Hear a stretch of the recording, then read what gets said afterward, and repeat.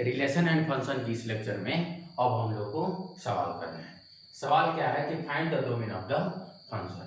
इस फंक्शन का f(x) बराबर x + 6/7 इसका क्या करना है, डोमेन ज्ञात करना है। क्या ज्ञात करना है, डोमेन ज्ञात करना है। तो यह फंक्शन x के सभी वैल्यू के लिए डिफाइंड है। यह फंक्शन x के सभी वैल्यू के लिए डिफाइंड है, इसलिए इसका डोमेन जो होगा क्या हो जाएगा, x belonging to real, x belonging to real. दूसरा सवाल है f(x) बराबर 7/x + 6।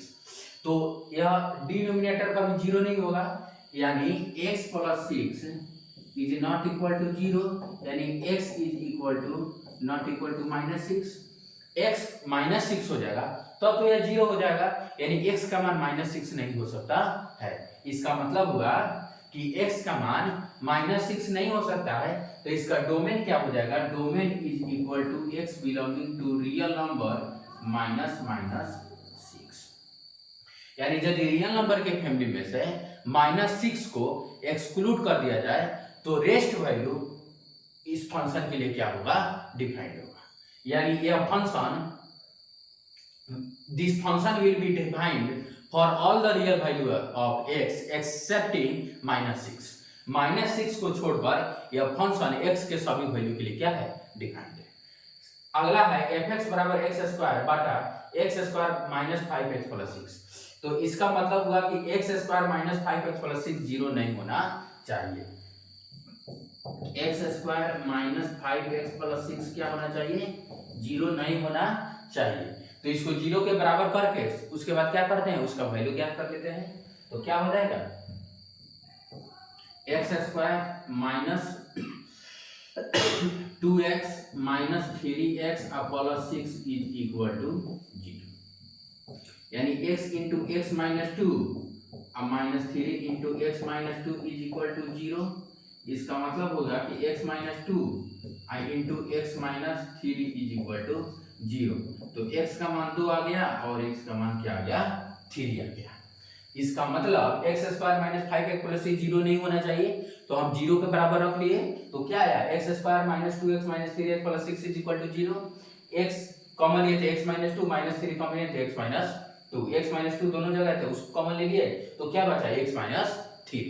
तो जब x - 3 × x - 2 जीरो के बराबर है, तो यदि राशि जीरो के दो राशि का गुणनफल जीरो के बराबर हो, इसका मतलब हुआ कि उसमें से कोई ना कोई राशि जीरो है या दोनों राशि जीरो है।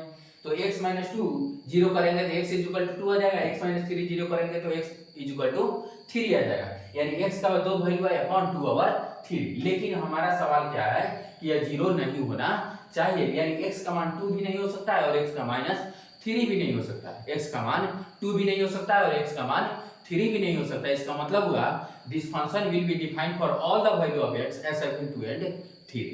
इसका मतलब अगर इसका डोमेन लिखा जाए तो क्या हो जाएगा, x बिलोंगिंग टू r -2/3। यानी रियल नंबर के फैमिली में से 2/3 को क्या कर दिया जाए, रिमूव कर दिया जाए, तो जो रेस्ट वैल्यू आएगा उस सभी रेस्ट वैल्यू के लिए यह फंक्शन क्या होगा, डिफाइंड होगा। यह फंक्शन क्या होगा, डिफाइंड होगा। अब अगला क्या है, d f(x) बराबर x²। तो x² x के सभी वैल्यू के लिए डिफाइंड है, तो इसका क्या हो जाएगा, domain x belonging to real number, x belonging to real number. अगला क्या है, f(x) =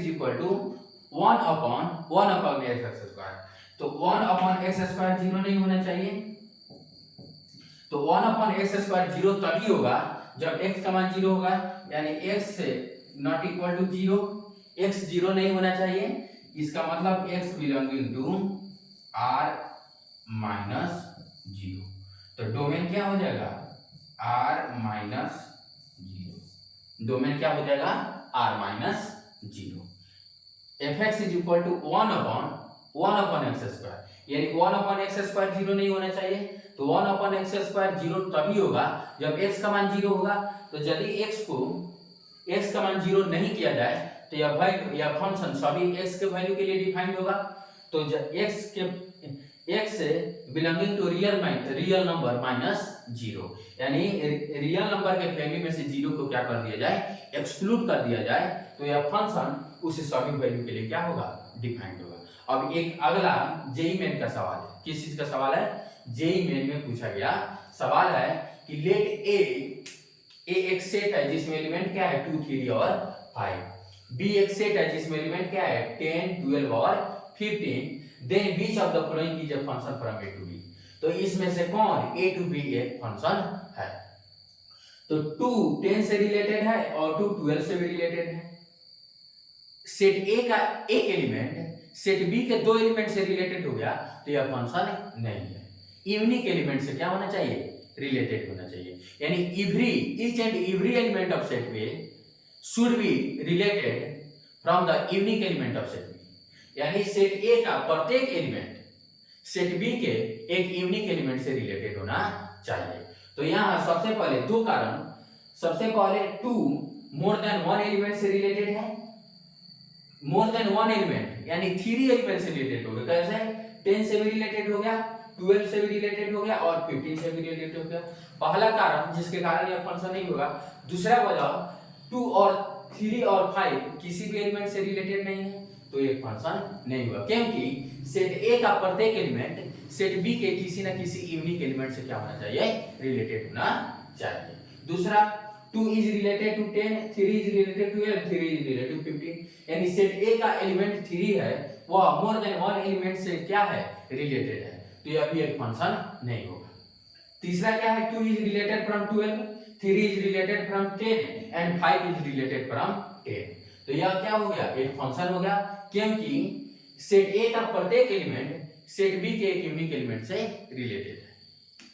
2 is related from 10, 3 is related from 12, 15 is related from 5 is related from 15, 5 is related from 15, तो 2, 3 और 5, 2, 3 और 5, 10, 12 और 15, 10, 12 और 15, 10, 12 और 10, 10, 12, 2, 3 और 5, ठीक है।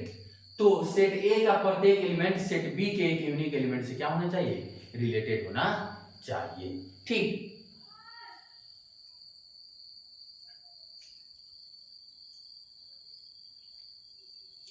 ऑप्शन यह गलत लिखा गया है, यह ऑप्शन क्या हो गया है, गलत लिखा गया है। इस ऑप्शन को क्या करते हैं, सुधार करते हैं।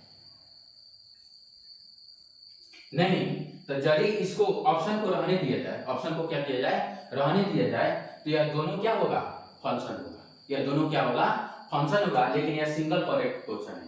क्या है, सिंगल करेक्ट क्वेश्चन है। इसमें क्या है 2 is related from 10, 3 is related from 12, 3 is related from 15, 3 is related from 15।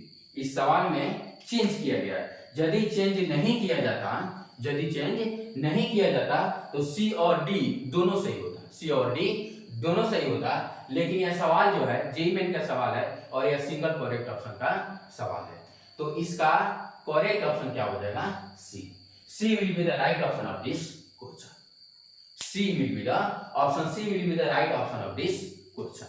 Thank you for watching this video.